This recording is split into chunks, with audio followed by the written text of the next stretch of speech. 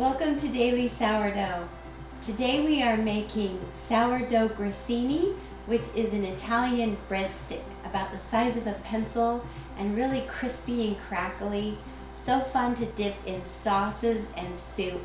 And if I'm pronouncing that incorrectly, please let me know. But this is made with sourdough discard, and you can do it in two ways. Last night, since I knew I was making this, I fed my starter some extra flour so that it was really thick.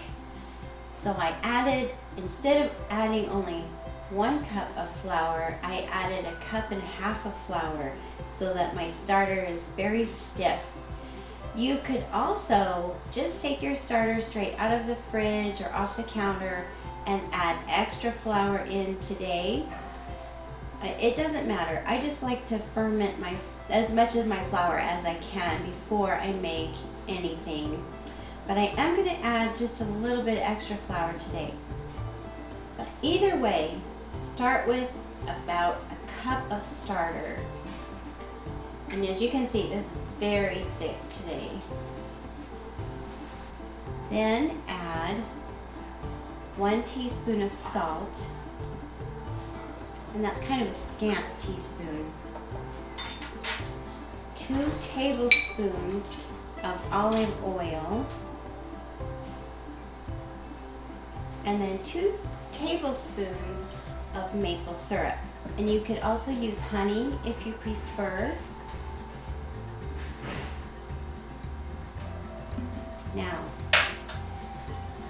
just mix all that up really thoroughly until your sourdough starter has dissolved in the oil and the syrup and just nice and smooth. And it should still be very thick. If you started with your 100% hydration starter and it's very thin, this is when you add about 1/2 cup of flour. So start with 1/2 cup and then see how your dough turns out. And we can add more as we go. And you can use, this is a great time to use fresh ground whole wheat flour as well. Makes a really nice crackly cracker. Now that that's thoroughly mixed up, flour your countertop quite heavily, and we're going to knead our dough in the flour.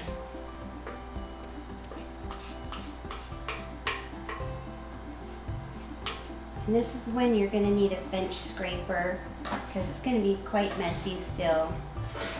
And just start kneading that flour into your dough. And you want your dough to be just slightly sticky still, but easy to manage, easy to work with. So that's why just start with adding 1/2 cup of flour. You don't want it to get too stiff. Okay, and you can see that's turning into a really nice dough. And isn't it awesome? It's just, this is mostly starter. And yet it's a very nice smooth dough. This dough will make about 12 breadsticks. So make a log with your dough and then cut it into 12 segments. Roughly, if you're using a scale, roughly 30 grams a piece. This recipe is so fun to make with children because now you get to roll it up into a kind of a pencil shape. And you might want to flour your surface again, and then just using your hands, you can roll it between your hands, or you can roll it on the countertop until it's about 10 to 12 inches long. And it doesn't have to be perfect because it looks more rustic that way, kind of an authentic look to it.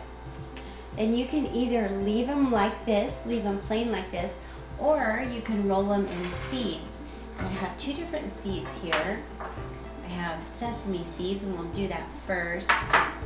And this is why you want your dough just a bit sticky so that your seeds will stick to it. If your dough gets too dry, just dab it with a little bit of water and then put it in the seeds. Then lay it on your parchment lined baking sheet.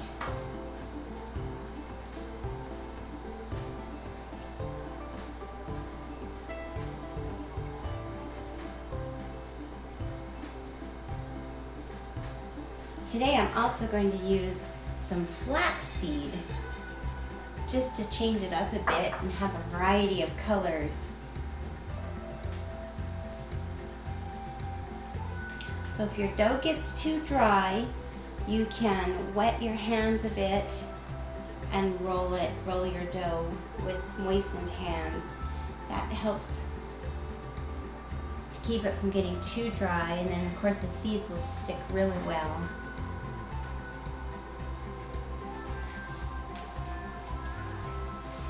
And I think I'm going to cut some of my pieces in half just so I end up with more grissini.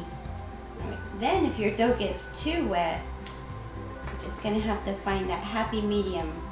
Do you need flour on your hands? Do you need water on your hands?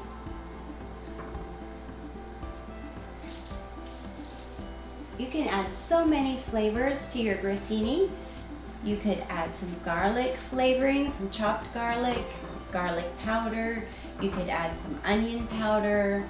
You could add some flavored olive oils. You could add even some chopped herbs.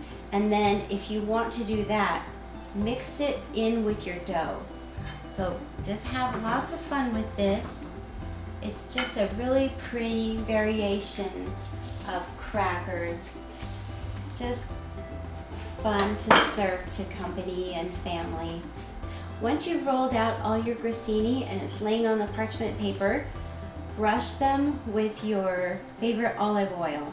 And today I'm using a Tuscan infused olive oil.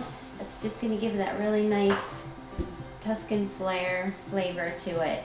But any basic olive oil tastes great with it as well. So brush them. This will help them turn really golden in the oven and be really beautiful. Now pop these in the oven for 25 minutes at 350 degrees. And then once they're finished cooking, after they've turned a golden brown, crack the oven door open, turn off the oven, and just let them cool in there. That will allow them to dry thoroughly and really get crispy and crackly, and that will give them a longer lifespan as well. They'll store longer.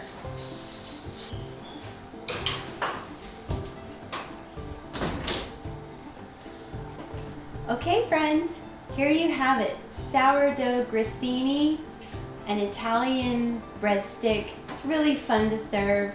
So fun to dip in a cream soup especially.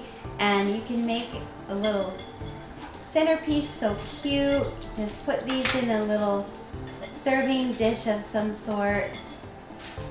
And then sit this on the center of your table so that people can reach in and grab a little breadstick to dip with their sauce. Eat with their sauce, their pasta, their soup. They turned out so crisp and crackly. It's a fun little cracker. So friends, be sure and try this recipe. You're gonna love it. It's so quick and easy, yummy, and you can customize it in so many ways. And be sure and stay tuned to Daily Sourdough because I have more recipes on how to use your sourdough starter on a daily basis.